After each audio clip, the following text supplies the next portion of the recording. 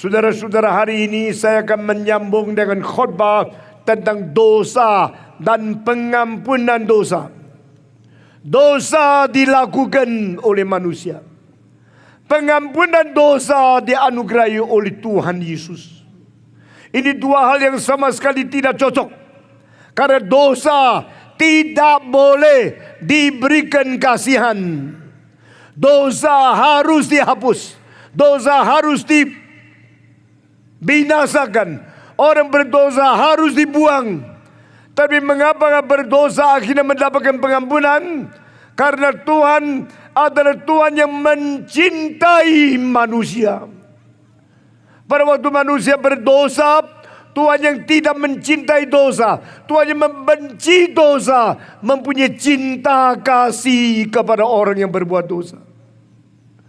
Tuhan tidak mau kita hidup di dalam dosa. Tuhan tidak mau kita ditelan oleh dosa. Karena di dalam diri kita adalah jiwa yang memberi nilai yang kekal, dicipta menurut peta dan teladan Allah. Allah mengatakan, aku akan menciptakan manusia menurut peta teladanku. Allah Tritunggal berkata, mari kita menciptakan manusia sesuai dengan peta teladan kita.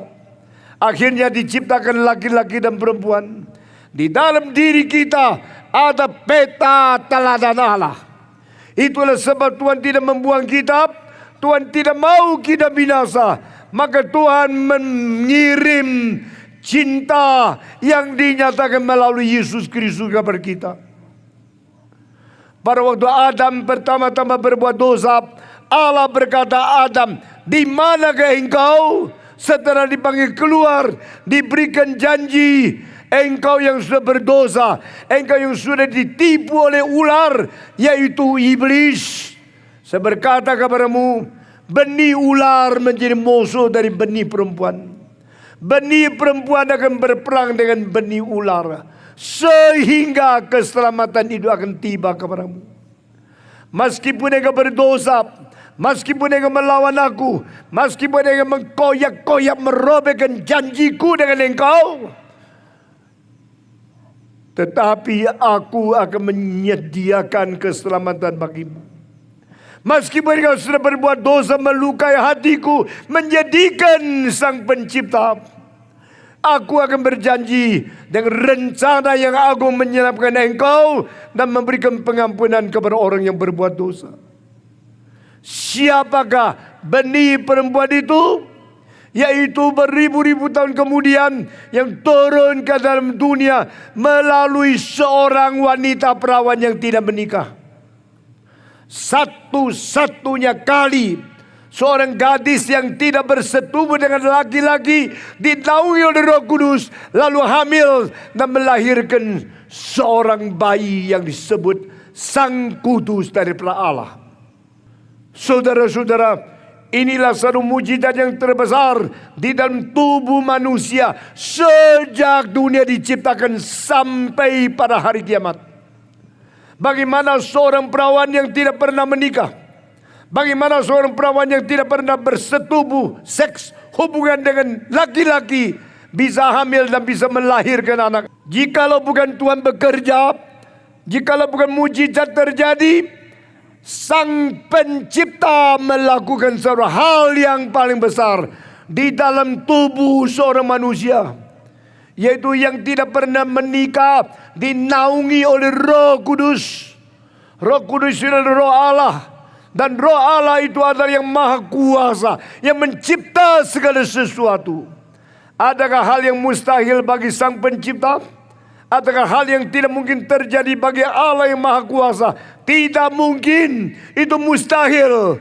Maka Allah telah melakukan mujizat besar di dalam tubuh seorang perawan, yaitu Maria, yang malaikat berkata, "Hei Maria, engkau seorang yang begitu besar anugerah Tuhan ada padamu. Karena Roh Kudus akan menaungi engkau. Pada tahun depan engkau akan melahirkan seorang bayi. Berikan nama dia sebagai Yesus." Yang disebut Yesus berarti juru selamat. Karena dia akan menyelamatkan manusia keluar dari dosa. Jalan keluar dari dosa bukan di dalam agama. Jalan keluar dari dosa bukan karena di dalam bertapa. Jalan keluar dari dosa bukan di dalam meditasi. Jalan keluar dari dosa bukan karena kita berjasa. Jalan keluar dari berdosa bukan karena kita berbuat baik. Semua kebaikan kita di hadapan Tuhan Allah hanya serupa dengan pakaian yang bercompang-camping saja. Menurut Yesaya 64. Saudara-saudara sekalian, all our goodness before God is nothing. All our righteousness is nothing. Kebajikan kita, kebenaran kita di hadapan Allah itu tidak ada apa-apa. Hanya seperti pakaian yang bercompang-camping saja. Tapi Tuhan berkata, engkau tidak bisa melakukan segala sesuatu yang dirimu sendiri tidak mungkin lakukan. Maka aku melakukan bagimu. Untuk menjadi jaminan dan sesuatu simbol, Tuhan Allah memberikan pakaian kulit kepada Adam dan Hawa sebelum mereka diusir keluar dari Taman Eden. Apa artinya pakaian kulit? Berarti yang menutupi dosa mereka. Karena mereka sudah telanjang, sudah melawan Tuhan. Mereka berada di keadaan malu, mereka berada di keadaan telanjang, dan betul-betul tidak kemuliaan Tuhan menudungi tubuh mereka. Tuhan berkata, jangan pakai daun menutupi segala dosamu.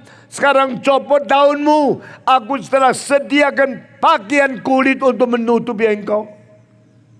Disitulah satu janji, satu lambang, satu nubuat Yesus mati bagi kita. Dari manakah kulit yang boleh menjadi pakaian kecuali ada binatang yang dibunuh? Itulah sebab yang pertama berbuat dosa adalah manusia, Adam dan Hawa. Yang pertama mati bukan manusia. Adam Hawa berdosa, tetapi ada binatang yang mati dan kulitnya dikupas. Itu binatang yang dimatikan sehingga dikuliti. Ini melambangkan Kristus mati mengganti kita. Saudara-saudara, demikian Alkitab, demikian firman Tuhan, demikian rencana pengampunan dosa. Manusia berdosakah? Berdosa. Dosa itu faktakah? Fakta. Dari presiden sampai rakyat, tidak ada satu orang tidak berdosa.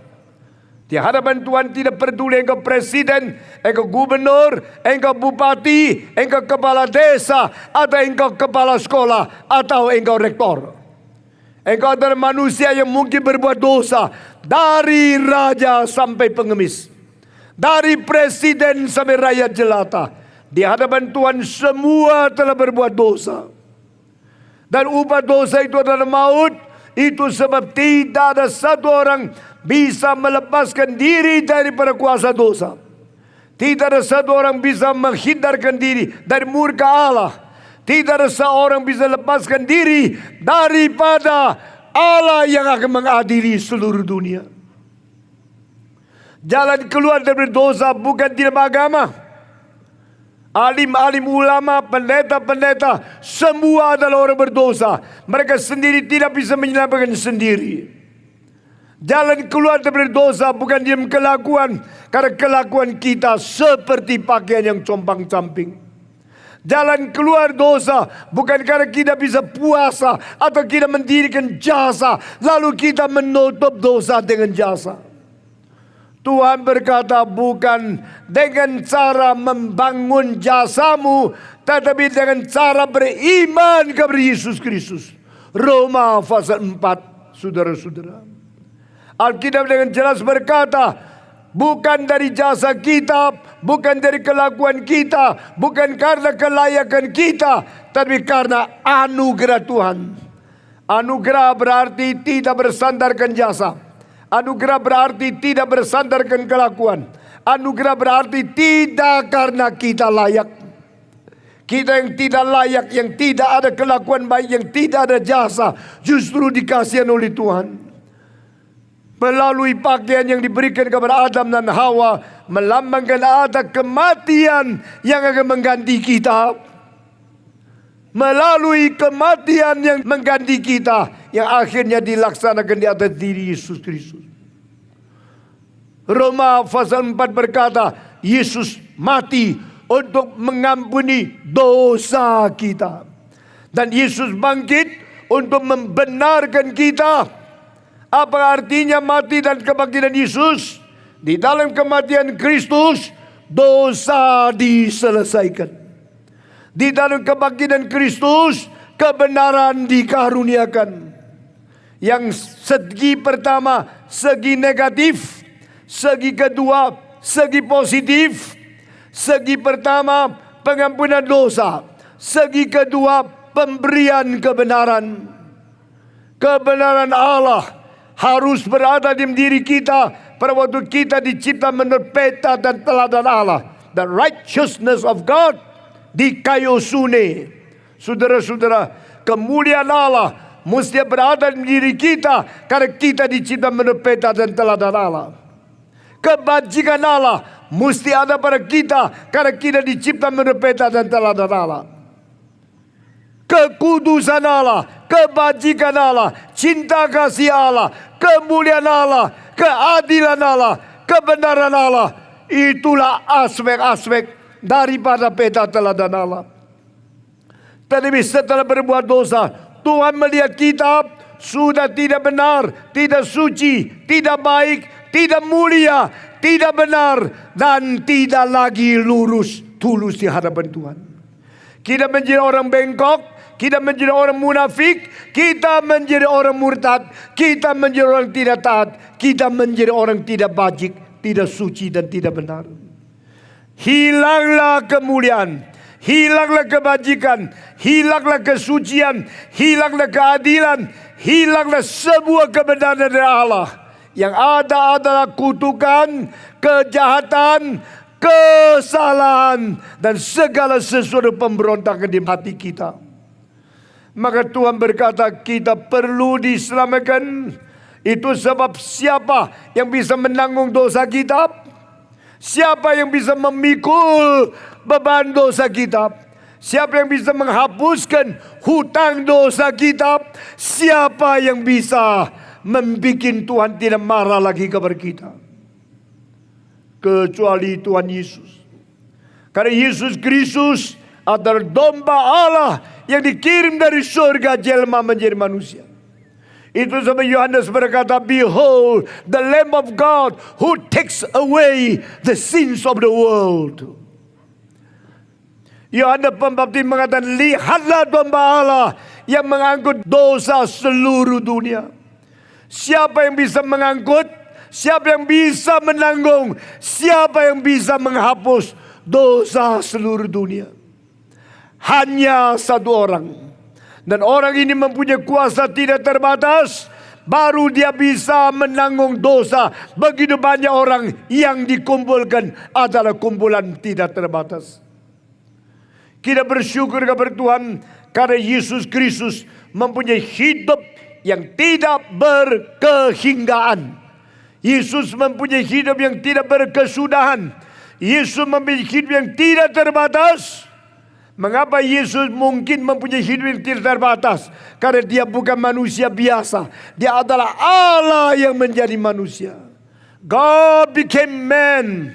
That unlimited God became limited man.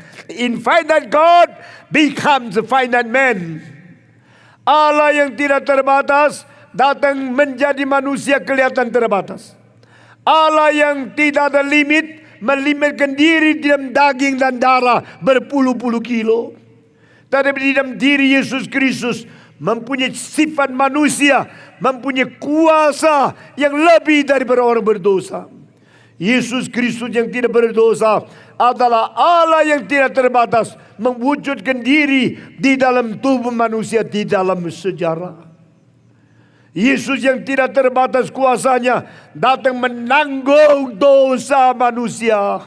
Saudara-saudara, 1000 tambah 1000 tambah 1000 tambah 1000 tambah 1000 tambah 1000 tambah 1000, beribu-ribu kali menjadi juta-juta-juta, berjuta-juta menjadi miliar-miliar-miliar, bermiliar-miliar-miliar-miliar menjadi triliun-triliun-triliun, bertriliun-triliun-triliun menjadi tidak terbatas. Saudara-saudara, Yesus adalah yang tidak terbatas, dan semua manusia kumpul tetap adalah terbatas yang sangat besar angkanya. Entah berapa banyak dosa yang diperbuat oleh manusia, entah berapa banyak kumpulan daripada dosa dan hutang seluruh manusia sejak Adam sampai hari kiamat. Semua dikumpulkan, seluruhnya dikumpulkan, masih adalah terbatas yang sangat besar. Maka tidak ada orang yang bisa menanggung dosa orang yang lain. Tidak ada orang yang terbatas bisa menyelesaikan dosa banyak orang yang terbatas. Kecuali satu, yaitu yang tidak terbatas menanggung yang terbatas. Kalau engkau hutang uang 10 juta, 10 juta, 10 juta, 10 juta, 10 juta. Semua hutang dari semua orang di sini digabungkan adalah ribuan miliar. Siapa yang bisa menanggung? Siapa yang bisa membayar? Kecuali orang itu mempunyai uang lebih daripada totalitas semua yang kita kumpulkan. Yang tidak terbatas baru bisa menyelesaikan kumpulan totalitas yang terbatas. Dan yang tidak terbatas itu hanya satu, Allah. Yesus Kristus adalah Allah yang tidak terbatas, sendiri datang ke dalam dunia menjadi manusia yang mewakili Tuhan. Itu sebab diberikan Roh Kudus yang tidak terbatas. Istilah ini muncul di dalam Injil Yohanes pasal 3. Roh yang diberikan kepada Yesus adalah roh yang tidak terbatas. Maka di dalam Ibrani pasal 7 ayat 16, dia menjadi imam melalui hidup yang tidak terbatas. Melalui kuasa hidup yang tidak terbatas. Kuasa hidup yang tidak terhingga. Kuasa hidup yang tidak bisa musnah.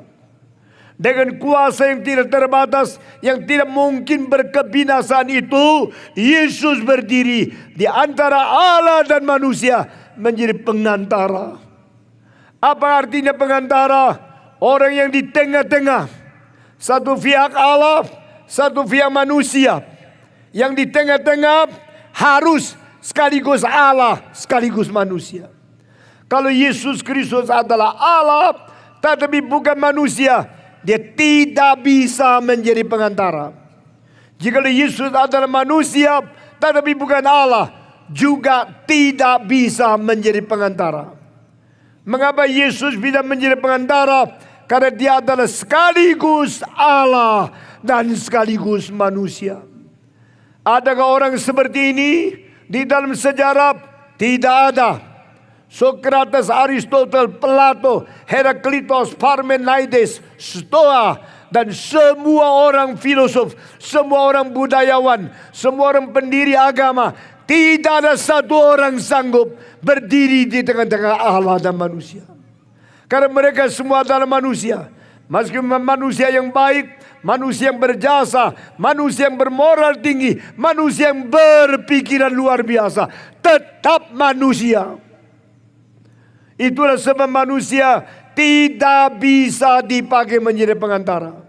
Manusia tidak sanggup berdiri di tengah-tengah Allah dan manusia.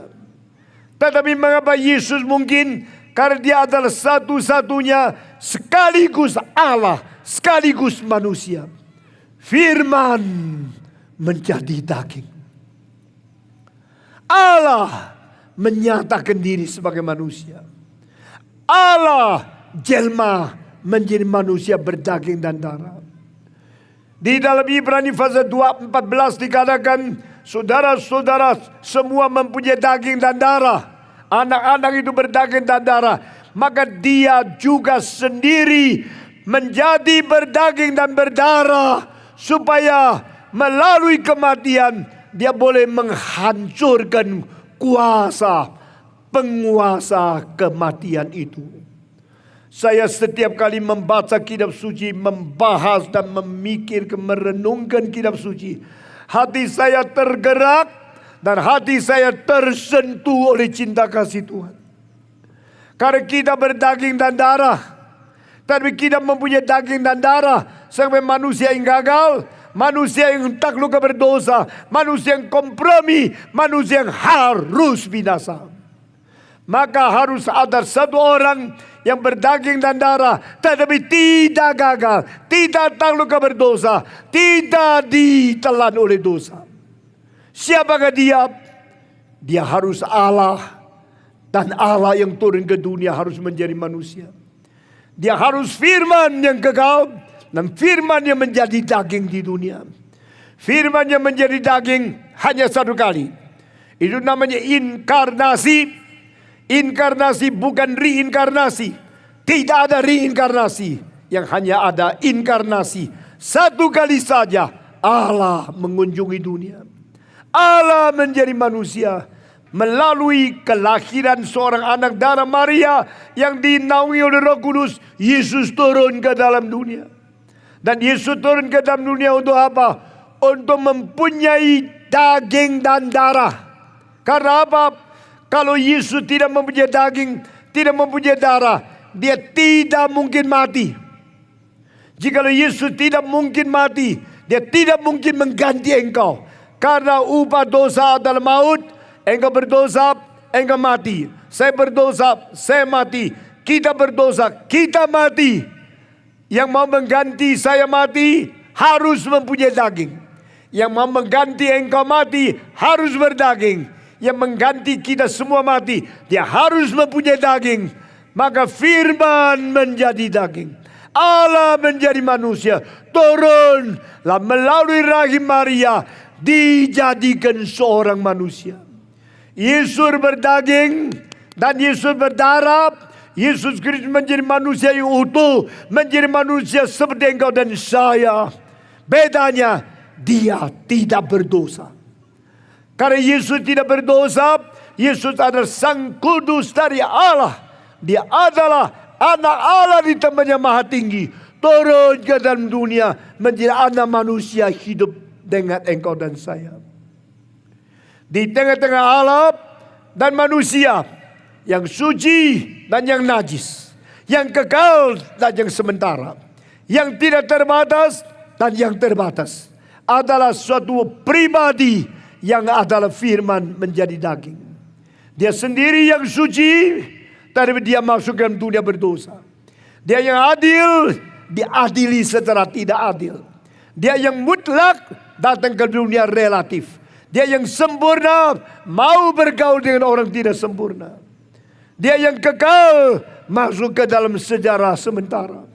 Oh, inilah cinta kasih Tuhan. Tuhan berada di tengah-tengah kita. Allah menyertai kita. Ini namanya Immanuel. Immanuel. El berarti Elohim, Allah. Manu berarti manusia. Menjadi. Immanuel berarti Allah menjadi manusia dan beserta dengan kita. Itu nama Yesus pada waktu dia lahir. Sebutkan nama dia. Namanya adalah Immanuel. God is with us. God is now here. God became man. Allah menjadi manusia. Allah berada di tengah-tengah kita. Allah menyertai manusia. Dan melalui dia berdaging dan darah, akhirnya dia bisa mati. Jikalau Yesus tidak ada daging, tidak bisa mati. Jikalau Yesus tidak berdarah, tidak mungkin mengganti kita. Oh saudara-saudara, inilah rahasia Tuhan Allah. Inilah rahasia keselamatan. Inilah rahasia pengampunan dosa. Tanpa pertumpahan darah, tidak ada pengampunan dosa. Saya mengucapkan sekali lagi, tanpa pertumpahan darah, tidak ada pengampunan dosa. Except the shedding of the blood, there's no forgiveness of sin. Tetapi saya mau tanya, tumpahan darah siapa? Alkitab mengatakan lagi, darah kambing, darah sapi, darah lembu tidak bisa menghapus dosa manusia. Lalu saya tanya lagi, darah siapa bisa menghapuskan dosa manusia? Alkitab mengatakan darah Yesus Kristus. 1 Yohanes pasal 1 ayat ke-7 berkata kepada kita, Tuhan berada di dalam terang, kita juga harus hidup di dalam terang. Dengan demikian kita bersekutu dengan Tuhan. Kita bersekutu dengan Tuhan dan darahnya menghapuskan dosa kita terus menerus. Di situ memakai satu tense, satu macam bahasa Greka. Di dalam 64 tenses ada satu yang katakan sedang terjadi terus menerus. Kalau kita hidup di dalam terang, sama seperti Kristus hidup di dalam terang, maka kita bersekutu satu dengan lain, bersekutu dengan Tuhan Allah, bersekutu dengan sesama manusia yang ditebus. Ini namanya persekutuan yang bersifat salib. Persekutuan vertikal, we have our relationship, fellowship with God. Dan kita bersekutu dengan sesama, we have the relationship with a fellowship with the Christians saved by the Lord. Dengan demikian vertikal tambah horizontal, inilah etika, inilah fellowship yang bersifat salib Kristus. Dan darahnya mengampuni dosa kita terus menerus. Di sini pakai present continuous tense. Always is now doing and unceasingly always doing the same thing. Kalau engkau bersekutu dengan Tuhan, Kalau engkau hidup di tengah-tengah Tuhan, hidup di dalam pimpinan Roh Kudus, hidup bersatu dengan Kristus, dosamu terus diampuni oleh Tuhan. Yesus Kristus mati supaya apa? Supaya mengganti kita. Yesus bagaimana mengganti kita? Mengalirkan darah. Bukan darah kambing, bukan darah sapi, bukan darah lembu, bukan darah binatang. Darah yang suci daripada Allah yang jelma menjadi manusia. The blood of the incarnated Christ, the blood of the incarnated man, the blood of incarnated Jesus. Darah dari Allah yang menjadi manusia, darah dari firman yang menjadi daging, dialirkan. Di situ sumber keselamatan, sumber pengampunan dosa terjadi. Kalau Yesus tidak mempunyai daging, Yesus tidak mempunyai darah, tidak mungkin dia mencurahkan darah mengampuni dosa kita. Jika Yesus tidak mempunyai daging, tidak mempunyai darah, tidak mungkin dia mati mengganti kita. Behold the Lamb of God. Look at him, the one who incarnated from heaven to become human being. The one you put on the flesh and the blood in his body to represent and to replace you. Yang mengganti engkau, yang menempati tempat engkau dan saya di atas kayu salib. Itulah sebab di Roma pasal 4 dikatakan, Kristus mati untuk mengampuni dosa kita. Saudara-saudara, cukup tidak? Tidak. Cukup hanya mati? Tidak cukup. Mengapa hanya mati tidak cukup? Kalau Yesus hanya mati bagi kita dan tidak bangkit, saya tidak tahu di mana dia. Dia sudah mati. Kalau dia mati dengan tidak berdosa, dia orang besar luar biasa. Dia hebat sekali karena dia tidak berdosa dan mau mati. Tetapi tidak demikian logikanya. Logikanya adalah yang tidak berdosa tidak harus menerima hukuman mati. Karena mati adalah upah dosa. The wages of sin is death. But Jesus is sinless. Thus Jesus must not die. Yesus yang tidak berdosa tidak seharusnya mati. Yesus yang tidak berdosa tidak perlu mati.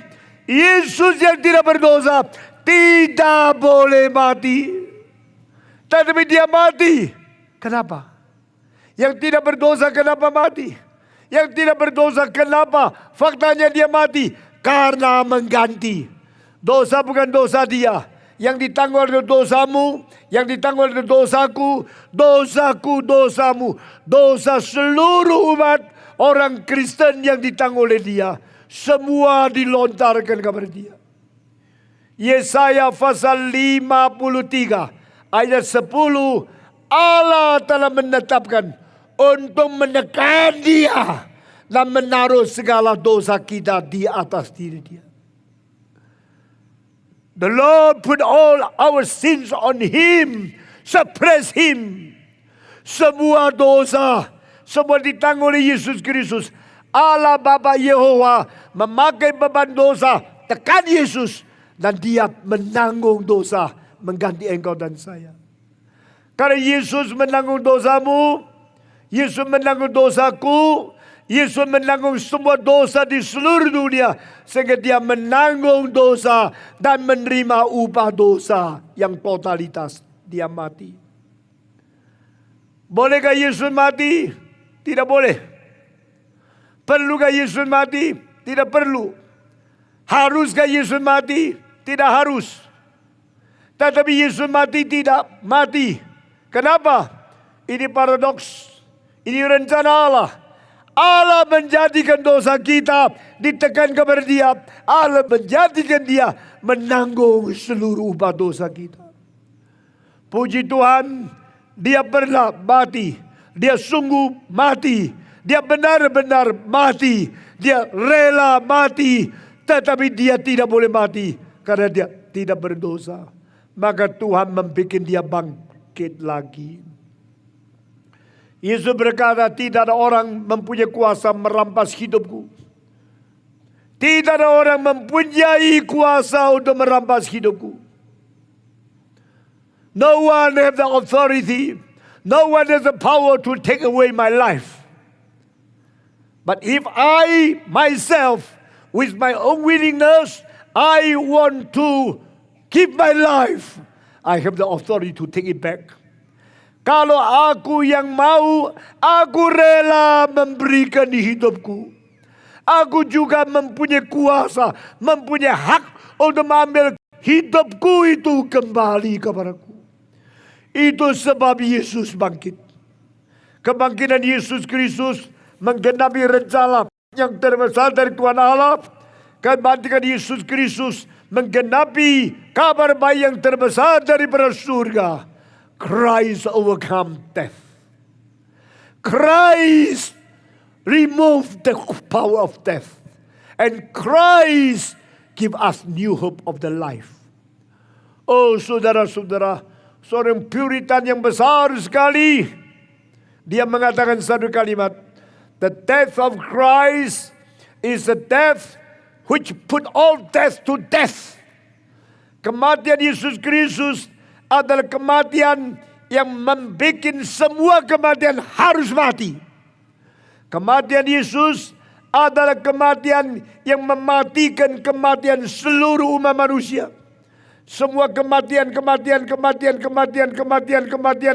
dari seluruh umat manusia dimatikan oleh Yesus melalui Yesus yang mati bagi kita.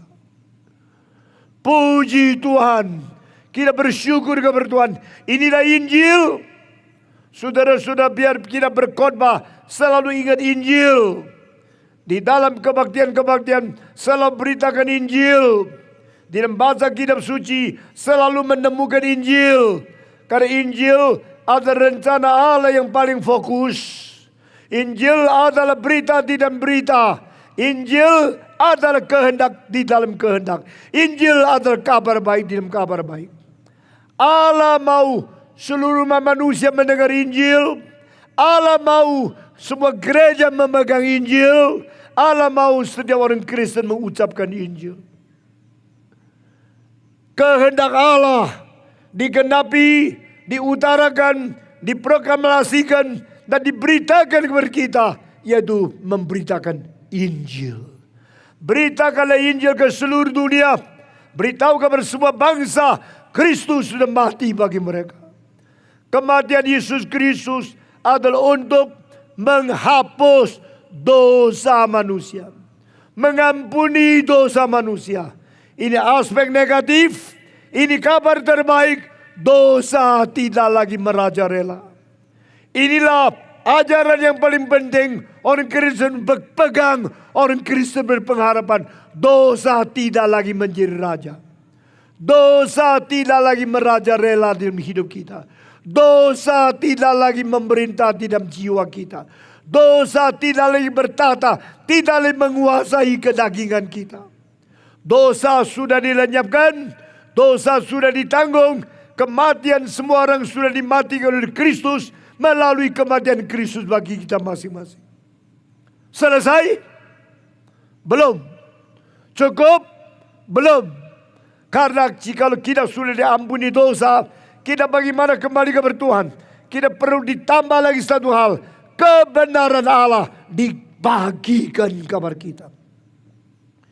Yang disebut kebenaran Allah di kayu sune, yang disebutkan Allah yaitu justification, dibenarkan, itu mengandung dua lapisan arti. Lapisan pertama, tidak dianggap lagi sebagai orang berdosa. Allah mengatakan, aku tidak lagi menganggap engkau berdosa. Aku tidak lagi melihat engkau sebagai orang berdosa. Karena Kristus sudah mati bagimu. Kristus sudah mengganti kamu. Aku tidak lagi melihat engkau sebagai orang berdosa. Aku melihat engkau melalui anakku. Do not look at me. Do not look at me, God. Look at your son Jesus Christ. Jangan lihat aku, Tuhan. Aku ini orang berdosa. Jangan lihat saya. Aku terlalu najis. Dan lihatlah anakmu. Lihatlah aku melalui darah anakmu. Lihatlah aku melalui kematian anakmu. Lihatlah aku melalui korban anakmu. Waktu Tuhan Allah melihat Stephen Tom melalui Kristus, dia mengatakan, aku tidak lagi memandang engkau sebagai orang berdosa. Aku tidak lagi menghitung engkau sebagai orang najis.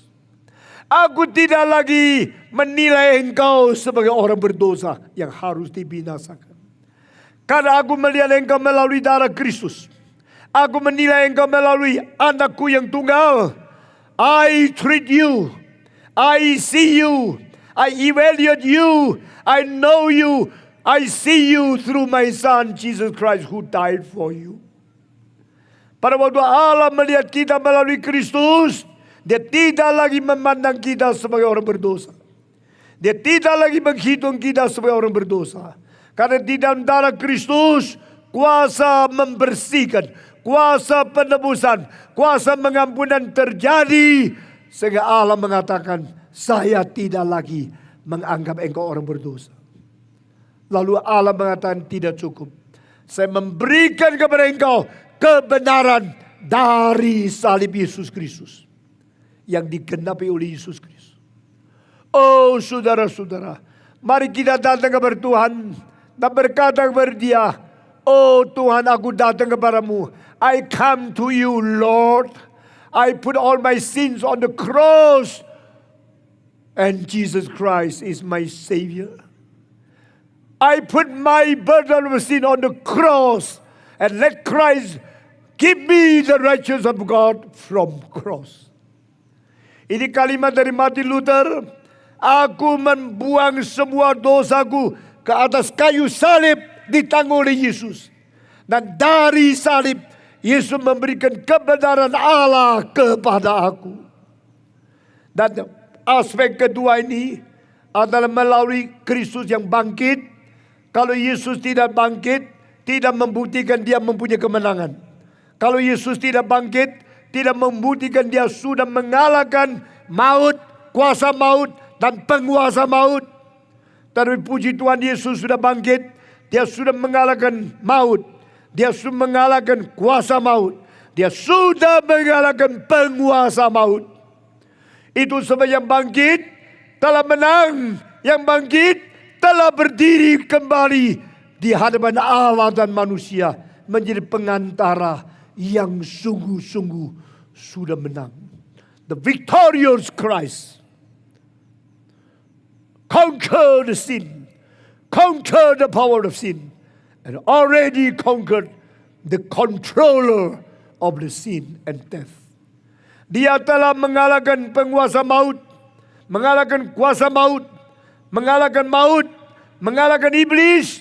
Dia bangkit dan Dia memberikan sesuatu hasil daripada keselamatan kepada manusia. Kebenaran Allah yang kekal. Dosa sudah dihapus, tak cukup. Kebenaran diberikan, baru selesai. Dosa dihapus, ini aspek negatif. Kebenaran ditambahkan, ini aspek yang positif. Saudara-saudara, lalu kita sekarang bukan saja tidak dianggap lagi sebagai orang berdosa. Kita diterima sebagai orang yang benar. You can come, enter into the kingdom of God, because I do not consider you sinner anymore, but because the righteousness of God is added on you, now I give you the power to be the son of God. I give the power to enter into the kingdom of God. Imputed righteousness from Jesus Christ. Kebenaran diberikan kepada kita mengakibatkan kita boleh hidup di hadapan Tuhan Allah dan kita menjadi anak Allah untuk selama-lamanya. Inilah keselamatan. Inilah kabar baik. Inilah artinya Injil. Banyak orang berkhotbah lupa Injil. Berkhotbah mengenai bekerja baik, mengenai bermoral tinggi. Tapi saudara-saudara, kita perlu Injil, perlu Kristus, yang mati dan bangkit. Untuk menghapus dosa dan memberikan imputasi daripada kebenaran. Untuk membersihkan kita dan memberikan hidup baru kepada kita. Lalu kita hidup di hadapan Tuhan Allah. Tuhan berkata, engkau yang sudah dihapus dosanya, sudah diampuni dosanya, sekarang engkau menerima kebenaran, keadilan daripada Allah, dan engkau masuklah ke surga.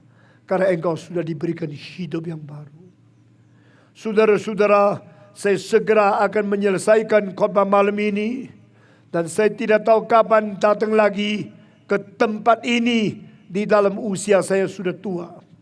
Mungkin ini adalah pertama kali dan akan menjadi terakhir kali saya datang ke sini. Dan saya berkata kepada saudara, firman Tuhan tentang Injil sudah saya beritakan dengan sangat teliti, sangat jitu, dan sangat sempurna pada malam ini. Saya harap semua orang Kristen di sini sadar kenapa kita menerima Yesus Kristus. Kita semua mengerti kenapa hanya Kristus, bukan pendiri-pendiri agama yang lain. Kenapa kita datang kepada Yesus Kristus? Karena di luar Yesus Kristus tidak ada nama lain di dalamnya kita mendapatkan selamat. Besides Jesus, there's no name under the heaven that have been given to us. In Him we have the salvation. Saudara-saudara sekalian, mengapa hanya percaya kepada Yesus Kristus?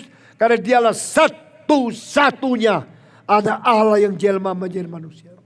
Dia satu-satunya yang firman menjadi daging. Dia satu-satunya anak darah Maria direnaungi Roh Kudus melahirkan Immanuel di tengah-tengah kita. Dia satu-satunya jembatan yang membawa kita kembali kepada Tuhan. Dia satu-satunya pengantara, satu-satunya mengalirkan darah, satu-satunya menghancurkan setan, satu-satunya yang sanggup mengampuni dosa kita, dan satu-satunya memberikan kebenaran Allah kepada kita supaya kita masuk ke dalam kerajaan surga. Kiranya Tuhan memberkati kita, memberikan pencerahan kepada hati kita, menggugah rohani kita, dan memberikan kesadaran dan pengertian kepada kita, sehingga kita takluk di hadap Yesus Kristus. Kita berlutut di hadapan Dia, mengundang Dia masuk ke dalam hati kita masing-masing. Amin. Mari kita tunduk kepala semua. Pada waktu semua tunduk kepala, sekarang saya mau minta semua tutup mata, semua tunduk kepala, dan saya akan melihat bagaimana engkau taat kepada Tuhan. Pada waktu semua tunduk kepala, saya minta barang siapa yang sadar firman ini dari Tuhan, dan engkau sudah melihat Tuhan bekerja pada hari ini.